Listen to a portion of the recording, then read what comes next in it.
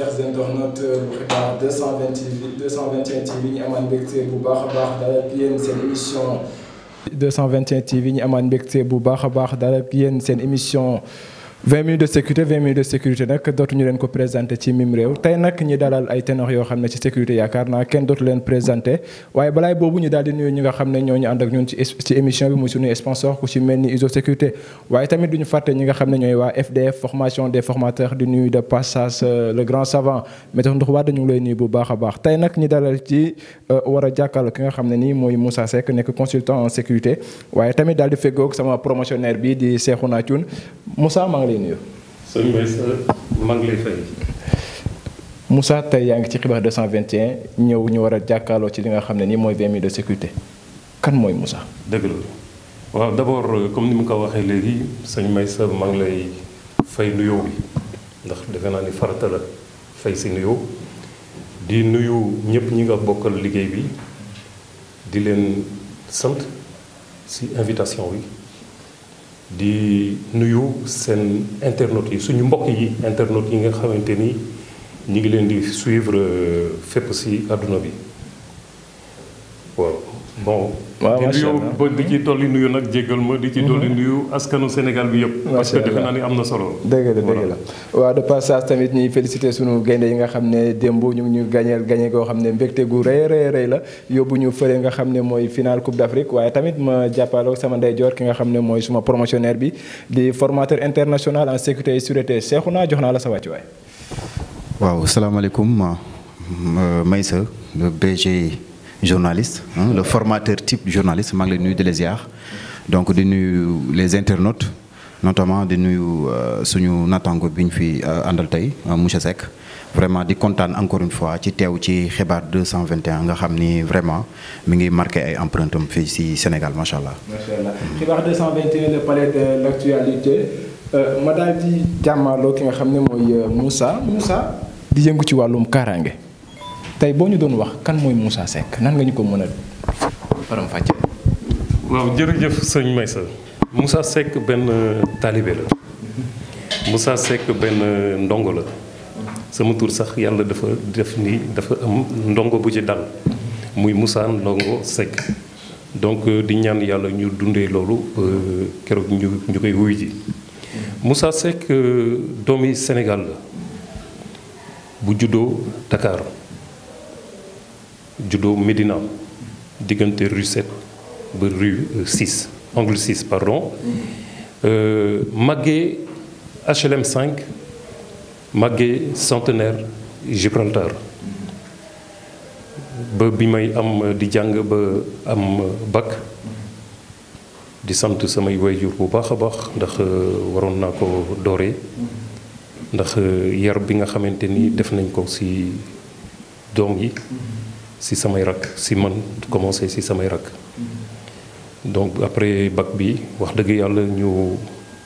def seen kéem kattan ngir ñu mën a am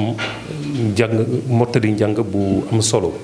alors bi ma amee bac nag ma yàlla def ma dem bitim réew yàggale njàng bi def ay études commerciales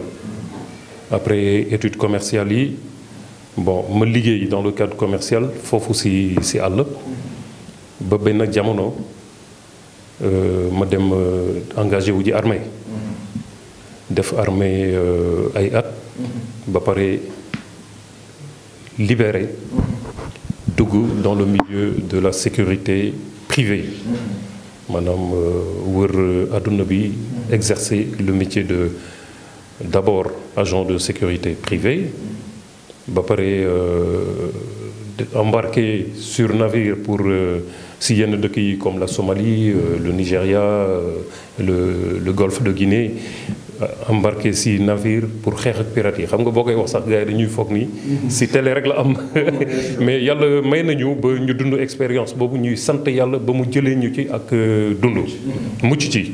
donc c'est très important bi ma après loolu bon ma changé cap déedéet mais yokk sama champ d'activité xaw a jàngewaat tuuti si sécurité si àll ba ñëw Afrique di ñu ñuy soxla ñu nekk consultant après consultant en sécurité di dem yenn dëkk yi di ñu soxla ñuy dem di leen di jàngal seen élément de sécurité yi naka la ñuy xeexee yenn yi naka la ñuy prévenir yenn risques yenn menaces yi si wàllu sécurité ak naka lañ koy xeexee. voilà donc benn jamono nag comme yenn dëkk yi dafa xaw a compliqué ay contexte sécuritaire yu compliqué la alors ñu dellu si waat si réew bi parce que njaboot gi lu ci xaalis lu mu ci mënti am tamit njaboot gi bu fekkente ni seen xel du dal bon yenn saa yi nga xoolaat doxalin. non rebroussé wu ma sax jéggi mais je veux dire ñu xoolaat beneen orientation. en plus boo xam ni mën nañ continuer servir si domaine yooyu. voilà ba ñu nekk ay instructeurs si yeneen dëkk yi. mais quand même ñu basé wu au Sénégal parce que defe naa ni nit fi nga dëkk amul fu ko dàq si yow quoi. mais souvent on nous dit dañuy wax consultant sécurité et sûreté lan mooy consultant. bon le consultant comme ni mu ko waxee léegi mooy ki nga xamante ni dañ koy soxla yenn saa yi di ko laaj si xalaatam ak lu néew li mu xam si yenn domaines yi ki nga xam ni dafay liggéey de manière autonome et indépendante entre guillemets koo xam ni maanaam wékkuwul si benn organisme consultant en sécurité maanaam lépp li nga xamante ni ay jumtuwaay yu ñuy mettre en place jumtuwaay yi nag mën na nekk xalaatu doomu aadama jumtuwaay yi mën na nekk ay moyens yoo nga xamante ni dañu leen di déployer ngir prévenir ay risques d'accident maanaam lépp li nga xamante ni insécurité la bu jugee si lu nit tayul alors sûreté différence bi sûreté mi ngi si biir sécurité mais sûreté principalement mooy li nga xam ni ay nit da koy tey maanaam ay acte de sabotage wala ay agression wala ay cambriolage ay vol naka ngay mën a conseiller nit ñi pour ñu prévenir d'abord yooyu naka ngay xoolee naka ngay gisee yenn mbir yi xam ni kat lii mi ngi jub si yow naka lay yan moyen lay mettre en place pour moytu ko wala bu accès naka ngay mën a def pour xeex ko pour nasaxal ko. pour bañ kaa nga xam ne bu ñëwee ñëw loo xam ne day ñëw rek brusquement rek suy gaañ yi tamit bon di nga mettre des dispositions un dispositif boo xam ni dina la permettre nga wàññi nga limiter gaañ-gaañ bi. voilà. waaw foofu la ñu demee rek daal di jàkkaarloo ki nga xam ne moom di Cheikhouna Thioune nekk moom tamit formateur en sécurité et sûreté bokk ci ndawal FDF yi Cheikhouna nga bokk ci ñi nga xam ne ñooy représenté fi mu toll nii FDF. waaw mais effectivement donc comme ni nga ko waxee permettre-moi d'abord ma saluer le président de la République monsieur Macky Sall notamment le ministre de l'Intérieur di ko nuyu moom it et nos forces de défense et de sécurité parce que bu lëkk lekkee alom da koy gëlëmee cooy donc ñoom ñoo ñu permettre ñu taxaw fi tey avant tout sama première formation ki ma ko defal mooy John Abdourahmane Touré nekkoon secrétaire général à la présidence et garde corps rapproché aussi au niveau de la présidence donc ñuy dem ainsi de suite ba tey ñu ñëw comme ni nga ko waxee donc may saluer l'association bu mag boobu des formateurs nga xam tey si je suis un formateur type certifié en protection rapprochée en sécurité sûreté bien entendu c'est grâce à l'ex-père Maître Wade l'homme qui a l'habitude de dire que la sécurité rapprochée n'autorise ni amateurisme ni improvisation mais c'est pro c'est-à-dire ça doit être bien pensé bien réfléchi et bien organisé et là on l'a compris donc je le salue à travers lui muy nuyu aussi le président de la FDF di ko nuyu bu baax a baax di ba donc di nuyu l'ensemble des membres du bureau et l'ensemble des membres aussi de la FDF. tey ginnaaw bi nga génnee ci fi nga xam ne nii mooy formation des formateurs mu nekkoon formation boo xam ne nii yaakaar naa képp ku fa jaaroo wala nga gis yu ni mel la xam nga ne gars yi dajoon nañ dëgg lool ban yëg-yëg nga am ak ban changement nga gis ci Cheikhouna bi njëkk ak Cheikhouna. waaw déjà pour commencer il faut le dire on était désorganisé c'est-à-dire que centre de formation yi bari nañ fi macha allah ñi ngi bay seen waar macha allah mais boo xoolee à la limite pour être des formateurs type certifié il fallait la formation des formateurs parce que aussi garab bu fekkee da nga bëgg mu sax doon gàncax gu yéen naat ñëpp di ci jariñu da nga koy jëmbat bu rafet bu ko defee racine bi doon racine bu rafet te fii suñu racine ñun mooy à la base qu'on soit des formateurs certifiés boo xoolee ñu ci bari dinañ former mais amuñu aptitude pédagogique ça il faut le dire et à travers cette formation là on a compris non seulement qu'il faut de solides connaissances yoo xam ne moo ñuy permettre ñu former ces éléments là nga xam ne ñoom ñooy dem sur le terrain mais aussi et surtout am yoon bu ñu leen di jaaralee ba nga xamante ni bii ni liñ leen di extérioriser liñ leen di jàngal dinañ ko mën a dégg mais aussi dinañ ko mën a jariñoo. waaw Cheikhouna comme ni nga ko waxee nu rek muy FDF formation des formateurs ñu nuyu mbooleem membre yi nga xam ne ñu ngi ci biir FDF di nuyu le secrétaire général Major Pierre nga xam ne jàmmaloo nañ maag moom mu nekkoon jàmmaloo bu am solo ci boobu laay tourné waate rek daal ne Seck du ma ko bàyyi noonu parce que Seck dafa dem jóge ko ci domaine bu am xaalis commerce neex na loolu de nga jógee ko ci commerce ne xaar mu dugg ci sécurité ak risques yi ci sécurité lu waral pourquoi choix boobu lu waral lu ni mel. sëñ may sa question bu am solo nga ma laaj comme ni ma la ko waxee ci entame bi dama def ay études commerciales alors liggéey pour benn entreprise dëkk bi ma neewoon en tant qu'agent commercial mu nekk réewum nasaraan ak xam nga nekk réewum nasaraan nekk étranger surtout jamono yooyu ni mu jafe woon yenn saa yi nga daje jànkuwantool ak ay nit ñoo xam ni jàkkaarloog ay nit ñoo xam ni dañuy limiter seen esprit boo nekkee nit ku ñuul day jafe parents yi dañuy investir ces études il fallait valoriser cet investissement donc liggéey nañ ci mais benn moment xam nga bi ñu newee xale dañu amoon benn xarit dama amoon benn xarit boobu HLM 5 papa ji commando la woon armée sénégalaise mais papa ji bu doon ñëw kër ga ak uniforme suñu yaram dafa doon taw dañ ko doon topp alors bu papa ji demee mission ñun dañ doon dem seen kër ñoom ñu ngi dëkkoon ci benn immeuble 3e étage dañ doon dem ànd foofu jël tenue yi sol ko yenn saa yi sax ñuy foog ne non dañuy nekk ay parachutiste parce que papa bi parachutiste la woon dañuy tëb 3e étage bon affaire u xale la woon mais daal ni ñu uniforme boobu ni ñu ko doon gisee mu neex ma lool alors ma am goût du risque bu ñuy màgg ma am goût du risque man nag dama mës a dund ci risque quoi ma am dafa jaaxloon sax samay waajur quoi ma am goût du risque goût de l'aventure goût de l'uniforme bon jàng nañ liggéey nañ dans le commerce mais dama doon étouffé parce que environnement bi ma nekkoon dama doon étouffé bon après le jour may seetaan benn émission télé gis bon ni ñuy wooye les légionnaires en France ma gis leen télé ak seen mission yi ak seen entraînement yi waaye ma jékki rek dem def test de recrutement en France. En France ouais. Légionnaires yi c'est la légion étrangère en France lañ nekk ma def test de recrutement ñu jël ma dugg engagé wu. comme ça sama yaay nag xaw ci souffrir yaay booy nga baal ma àq si loolu xaw na ci souffrir bi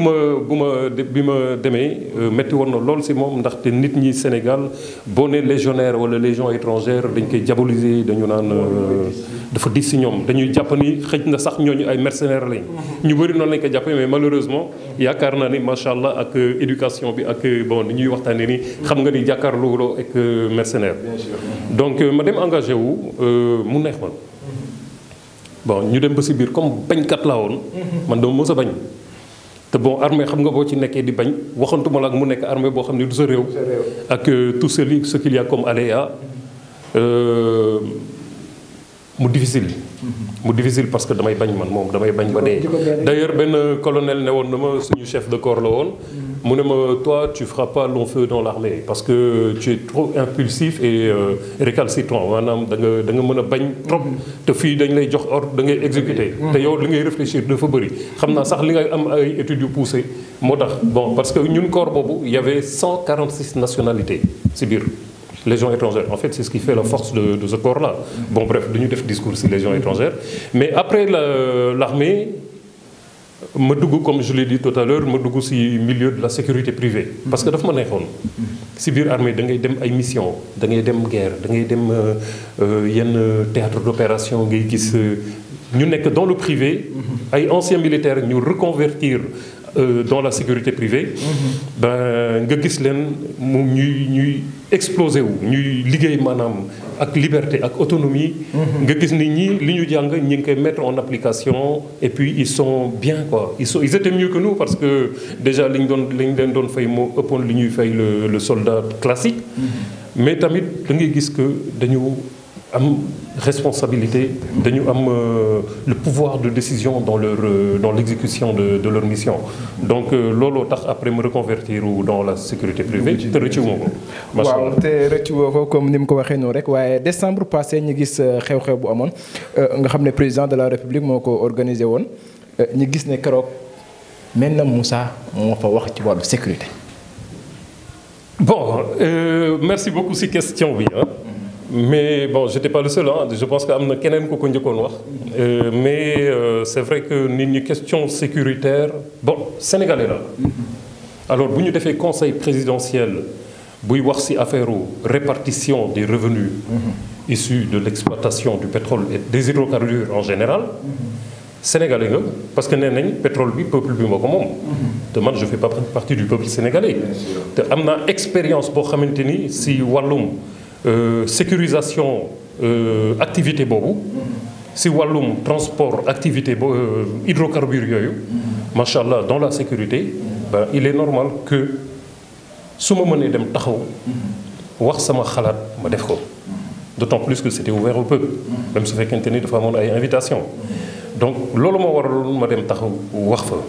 alors c'est vrai que temps bi ñu amoon dafa gàttoon lool 3 minutes mënuloo ci développer li nga bëgg a développer. mais voilà wax naa ci li ma xalaat jiitum réew bi tontu na ma parce que si biir wax donte sax waxuma lépp comprendre na li ma bëggoon wax. macha allah macha allah foofu la ñuy tàbbee Cheikhouna Thioune Cheikhouna borom FDF waaye tamit borom sécurité sunu yitte. sécurité sunu yitte nag daa mel ni yéen a ngi nelaw de déggatuñ leen fenn depuis seen formation yi ba léegi Cheikhouna ba pare nga nekk aussi tamit di yëngu ci wàllu nekk ci kuréel ba la ñuy wax DPS. DPS lan mooy DPS. donc avant may ñëw ci loolu rapidement donc comme li nga wax léegi donc j'en profite sax j'en parle sécurité sunu yitte on recule pour mieux sauter parce que entité la qui regroupe bien sûr bien entendu plusieurs centres de formation en matière de sécurité plus particulièrement en protection rapprochée donc di nuyu la présidente Sokhna Diouf et à travers moom mooy nuyu vraiment tous les membres du bureau exécutif donc à savoir maître Ben Koli le protocole vraiment maître Tambidou borom barab bi ñu koy nuyu aussi di ko ziar donc et tant d'autres macha allah ñu ngi leen nuyu ñoom ñëpp donc di wax ni marqué nañ benn pas déjà à travers sécurité suñu yitte on a mis une formation en protection rapprochée pour tendre la main aux jeunes parce que on doit apporter une pierre à l'édifice par rapport à ce métier def nañ ko éléments yi génn nañ mu doon sorti bu amoon solo maintenant nag on se prépare davantage pour justement xool nu ñu weesalaatee mbir mi ñu ngi ci donc pour ñëw nag maintenant si sa question muy Delta Protective Services. donc Delta Protective Service. ok mooy DPS service voilà donc mooy DPS donc comme ni nga ko waxee. donc dañoo teg formation bu mucc ayib bu am solo. parce que fi nga tàmbalee sànq moom lay dëggal. effectivement on est des formateurs type protection rapprochée. parce que n'oublions pas qu'on a été formé par vraiment une personne boo xam ni c'est un monument dans ce métier ku Sénégal wala delloo njukkal la tey li may wax yow xam nga ko déjà sans parler du fait que mu doon expert des formateur des forces spéciales aussi mu doon aussi un formateur du GIGN donc un très grand monument dans ce métier vraiment inculqué nañu ay valeurs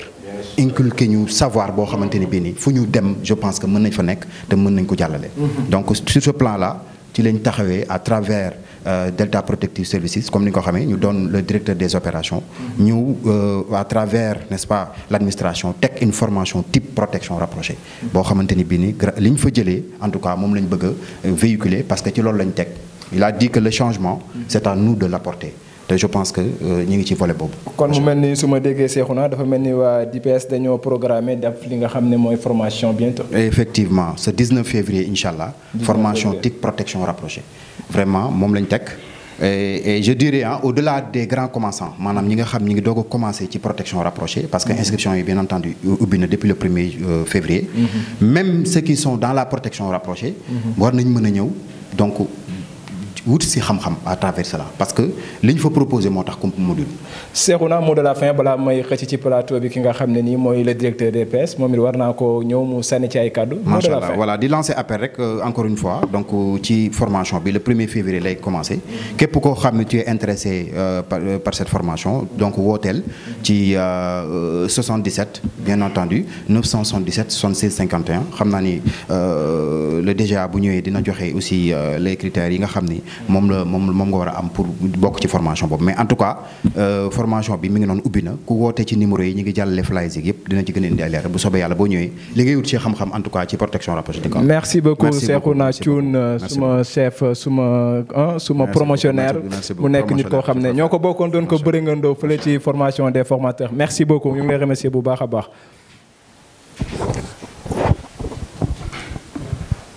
monsieur Moussa Seck. sëñ Maysa. waaw Moussa daa mel ni l'émission tire à sa fin. Moussa gis nga problème yi sécurité privée di dund. mais bu mu jeex ndax neex na lool. mais waaw. beneen yoon ay dàq dañ koy gën a yaatal. gis nga problème yi sécurité privée di dund. waaw ci lu gàtt rek. lan nga ci mën a tënk. loo xam ne xëy na buñ ci sukkandikoo rek dinañu dimbale ñun ñi nga xam ne ñu ngi ci ak ñi nga xam ne ñu ngi lay seetaan à travers Xibaar 221 TV le palais de l'actualité. jërëjëf rapidement. du ma expliquer problématique bi parce que yéen ñi nekk ci milieu bi xam ngeen ko mais li ma remarqué mooy état bi dafa war na mën a gën a tàllal loxoom secteur privé parce que sécurité je sais que loo xam ni lu yitteel njiitu réew mi la waaye war nañu ki nga xam ni moom mooy yor kaaraange réew mi le ministre de l'intérieur xam ni Sénégal am na ay professionnels sécurité am na ay professionnels sûreté privée ñoo xam ni am nañ expérience boo xam ni xëj na suñu force yi dañuy def jàng ay formation ak ay stage mais ñooñu am nañ expérience bi ils ont le vécu parce que nekk nañ ci ay théâtre d'opération dugg nañ ci xeex yenn yi nga xam ni moom la ñuy séntu bépp réew boo xam ni am na yenn activités yi notamment l'activité hydrocarbures et pour terminer société yi nga xamante ni kii moom la wax léegi monsieur Thioune ni seen société ñi ngi koy def bon ils sont à saluer parce que ñoom leer na ni bëgg nañ yóbbu niveau sécurité Sénégal sécurité privée Sénégal si beneen niveau élevé donc état bi na leen gëstu tàllal leen loxo. jërëjëf macha allah merci beaucoup monsieur Seck kontaan nañ bu baax a baax dalaloon la fii ci palais de l'actualité muy Xibaar 221 TV ñi am mbégte bu baax a baax ndax yokkute la ci ñun tey ñi jàkkaarloog jëmm ju mel nii mot de la fin. mot de la fin comme ni mu ko waxee léegi j'invite l'État j'invite nos gouvernants à mieux prendre en charge non à mieux appréhender la problématique de l'insécurité insécurité àdduna bi yëpp la am mais bon particulièrement Covid-19 bi dafa ñëw yokk le déséquilibre mondial en créant de l'insécurité et des inégalités économiques et sociales donc ñu tàllal loxo sécurité le milieu privé pour comme ni ñu koy defee ci yeneen domaine pour ñu jàppale leen force de défense et de sécurité yi parce que dañuy am souvent des difficultés de moyens humains ñu jàppale leen ci liggéey bi mais ñu mieux recadrer le milieu de la sécurité. merci beaucoup monsieur Seck ñu ngi lay jaajëfal bu baax a baax beneen yoon ndax ñu ngi yow yem fii. incha allah dañ gën a xuus gën a incha allah comme ni ñu leen ko waxee woon rek ñu ngi tourné nii jàkkaarloo ki nga xam ne mooy Moustapha Dramé DG ñu ngi lay nuyu. aleykum salaam wa rahmatullah Maysa vraiment ñu ngi leen di gërëm di leen sant ci invitation bi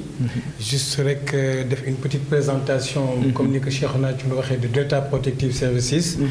Delta Protective Services agence de sécurité sénégalaise la de droit sénégalais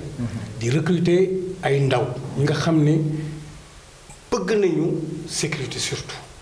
parce que il y a un peu de nuance entre gardien la ñuy def gardiennage bi ñuy def ak agent de sécurité ñun ay agent de sécurité la ñuy recruter voilà yoo xam ne sont formés avant d'être déployés sur le terrain voilà nous avons des formateurs comme ni ñu ko waxee léegi ak Cheikhna qui est un expert je veux dire voilà donc actuellement am na formation bu ñuy war a def à partir du 19 formation bi nag elle est ouverte à tous les Sénégalais voilà donc lépp lu ñu ciy laaj mooy que ne juste benn casier judiciaire photocopie carte d'identité légalisée plus sa ñaari photo ak visite et contre visite juste nga xam ne au moins dañu xam ne kii am na aptitude pour mën a def formation garde rapprochée voilà mu nekk loo xam ne nag lu am jafe-jafe ci réew mi ñu toll la voilà donc gëm ngeen ne fi actuellement ak moyens yi nga xam ne am nañ ak ginnaaw say ndaw jàngi nañ yokki nañ xam-xam bi naka nga gisee ne formation boobu nan ngeen ko war a mën a taxawalee ba nga xam ne ni tey même ñi nekk ci sous-région bi dinañ ci mën a gën a am gis seen bopp. waaw là actuellement nii du yem ci formation boobu parce que am na ay stages aussi am tamit yu ñuy war a def il y a des modules aussi de formation yoo xam ne si PHP bi presque am na presque 16 modules yoo xam ne anam bu nekk ci formation de cadre rapproché soo ci bëggee rek sur la sécurité incendie sur la conduite kamikaze et tout bëri na bëri ay boo xam ne il faut nga ñëw bëgg ko ñëw ñu former la et déployer la sur le terrain parce que actuellement nii je ne veux pas que ñu traiter les agents de sécurité en parents pauvres et c'est très important il faut que l'État dimbali les agents de sécurité c'est très important parce que les forces de défense et de sécurité mënuñu lépp def lépp c'est pas possible il faut que ñu boole ñu si suñu si boole macha allah je pense que ça peut aller parce que toll nañu foo xam ne ci état bi sécurité elle est très importante. Mot de la fin monsieur Dramé. Vraiment di leen remercier une fois de plus de l'invitation et puis je pense que yom yemul ci benn diñ fi dellu si waat gën a mën a élargir éventail bi gën a mën a discuter ak yéen sur la sécurité et la sûreté. Merci beaucoup chers internautes bu xibaar 221 ñu àndoon ak yéen ci 20 minutes de sécurité waaye wéetu mu ci woon benn yoon ndax maa ngi ci àndoon ak suma technicien yu xarañ yi ku ci mel ni Fallou Galas Touré waaye tamit mu ànd ak assistant am Ami Loum